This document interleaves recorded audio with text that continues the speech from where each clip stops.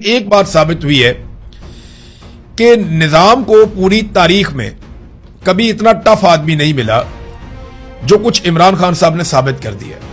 2 army chief, 2 DGISI, 2 DGISPR, कई sector commanders, DGC, दर्जनों जजेस, कई एजेंसियां, दर्जनों बड़े बड़े पुलिस अफसरान, दर्जन भर सियासी जमातें और पूरी हुकूमती मशीनरी मिलकर अपने बैरूनी आकाओं की मदद लेने के बावजूद इमरान खान को तोड़ नहीं पाए।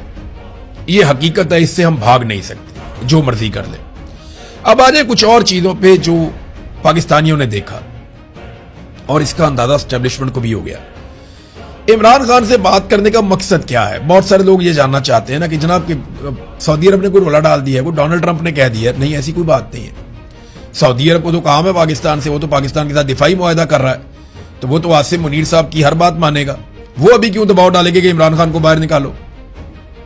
और डोनाल्ड ट्रंप आसिम मुनीर के गुण गाता है, वो खुश है कि जो मैं कहता हूं वो करता है, तो वो क्यों कहेगा इमरान खान को बाहर निकालो?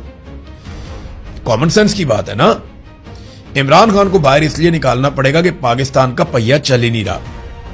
यह कहानी है इमरान खान की और उसके लोगों की, इमरान खान की और पाकिस्तानियों की कहानी है। और ये एक लव स्टोरी है, ये एक रोमांस है दोनों का आपस में।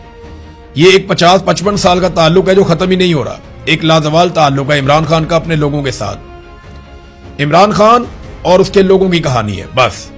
बाकी सारे किरदार इसके अंदर आने जाने, साइड रोल है सबका।